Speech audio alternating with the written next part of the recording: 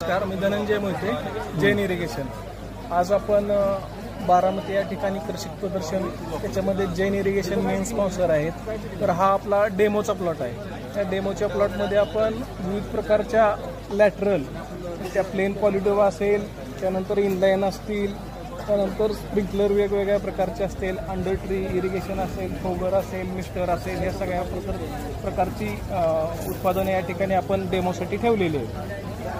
मुख्यत्वे आपल्याकडे ऊस पीक जास्त चालतं, तर त्याच्यासाठी आपण 16 mm 20 mm इनलाईन जास्त रिकमेंड करतो.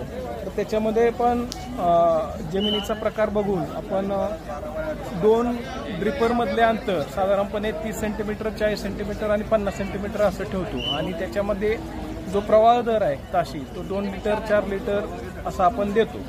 तर याचा जर खर्चाचं गणित जर बघितलं आपण, तर 16 mm जर 4.5 फुटाचं एकरी ऊसाचं जर आपण सरी असेल, तर ते साधारणपणे 45,000 ते 50,000 रुपये प्रति एकर खर्च येतो. आणि 20 mm जर असेल तर तो 50,000 ते 55,000 रुपये प्रति एकर खर्च येतो.